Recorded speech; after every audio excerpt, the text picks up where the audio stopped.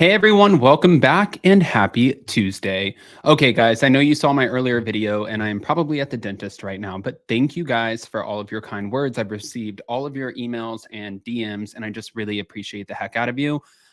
Also, I wanted to get into this Vanderpump Rules ish because Lala Kent is dishing on season 11 and how it left her feeling and where she stands now after filming this season. So we're going to get into it. And you guys always ask me, what was it like working for Tom Sandoval? I feel like I worked with Tom Sandoval, not for Tom Sandoval, but there's another person. This person's very famous and he can give you an inkling as to what it was like.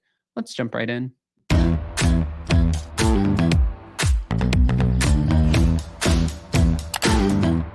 Cause no one can do it like we do it, like we do it, like we do it. Cause no one can do it like we do it, like we do it, like we do it. That's my jam this early in the morning. Okay, Jason. All right, so let's get into this really quick because Lala Kent is filming, well, she said filming season 11 of Vanderpump Rules left her feeling numb and checked out. Okay. Now, kind of to break it down, thanks to Variety, season 10 of Vanderpump Rules garnered the reality series an Emmy nomination while drawing record-breaking viewership thanks to the Sandoval. But Lala Kent told Variety that the aftermath of the controversy that bled into season 11 left her feeling numb. All right. I think it's going to be really hard for me to watch this season because I'm in a very different place. It's the first season that I felt a little bit numb and a little checked out. I kind of gave you guys some insight as to what was going on a little bit because before all of the girls were rallying around Ariana Madix, and I think as they started filming that they thought that there was an element of an ego there or whatever the case might be. I saw Lala after Sheena's live show, or not, well, I did see Lala, but I also saw Ariana, and she was so sweet. She's always so gracious with her time. She's just a great person. Like if you ever meet her in person, you'll absolutely love her. Like I'm sure, do you want to be on her bad side? Probably not, but that's why she's great on reality TV. Otherwise, though, she's just a really nice human who is getting a lot of opportunities based off of a really shitty thing that happened to her. But I think with that, when you're talking about a bunch of people who, like Andy Cohen said, when you're on reality TV, everyone has a little bit of an element of narcissism to it, and there's an ego involved. I think that the other girls at first were like, yes, Ariana, take over the world, girl. And now they're like, wait a minute. What the fuck is going on here? What is this? We're done. The Ariana phase, we're good on it. But wait. Now, in season 10, which concluded in June, Lala's Vanderpump Rules cast members, Tom Sandoval and Raquel, who have Raquel since left the show, were at the center of one of the biggest controversies on Bravo after it was revealed that he was cheating, right?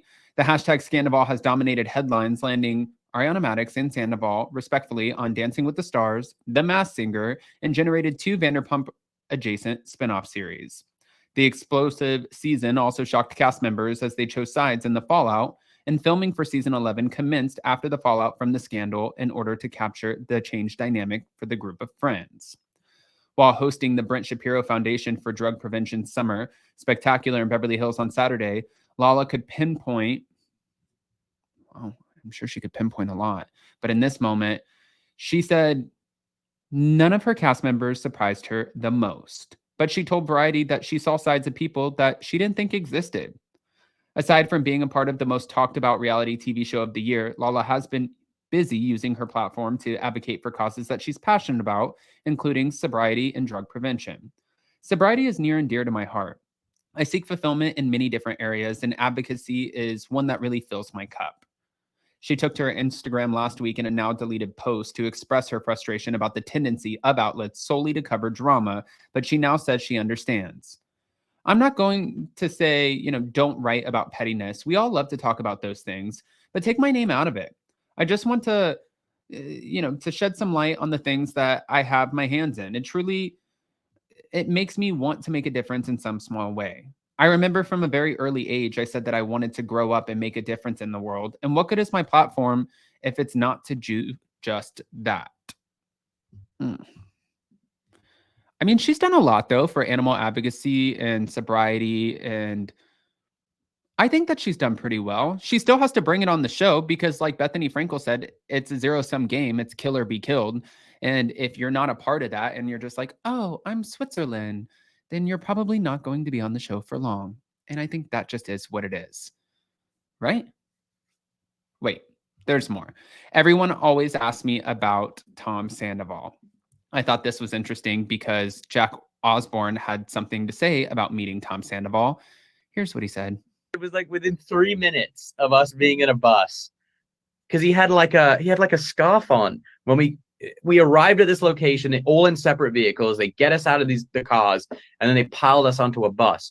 So, and they wouldn't let us talk to each other. And he had a scarf up like over his nose, and so he sits in front of me, and then the cameras turn on. They're like, "All right, go," and we were like, "All right, I guess we'll just introduce each other."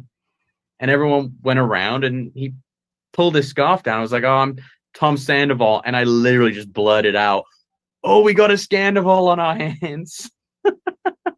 And I did feel bad because he just kind of went like he just winced. You could see he was a bit like, "I'm getting it even here." It was like within.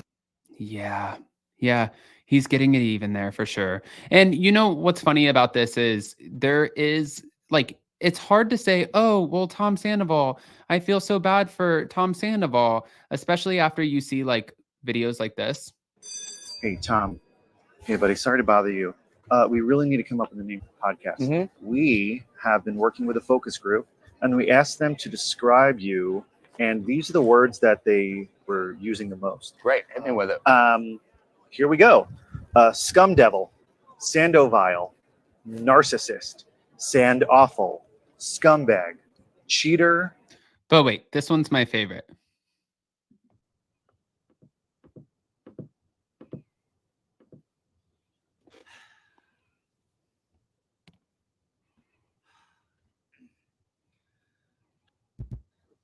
All right, let's do this. Hey, Tom, this is the podcast, so they're not going to be able to see you with your shirt off. They won't know. Oh, they'll know. Yeah. I mean, I don't think that the guy is like, he made a mistake. Yes, I get that. But if you're wondering if there's like an element of ego or thinking that he is the biggest celebrity in the room, yeah, that definitely exists. I mean, I can tell you that from just being around him. You know, there are some people, especially on the cast, that don't. It's just wild. It's wild who you see who treats people a certain way and wild who doesn't, right? Like, I think that there's a huge ego there. And then you meet like Sheena and Ariana, even Lala, and there's not a huge ego there. They're just really sweet to everybody. Katie, I think, is a little bit more guarded, but I probably would be at this point too. And Tom Schwartz is probably the friendliest person that you could meet on the entire cast because he's just like, hey, how's it going? You can tell he's never really leaned into it or stepped into it as far as the celebrity of it.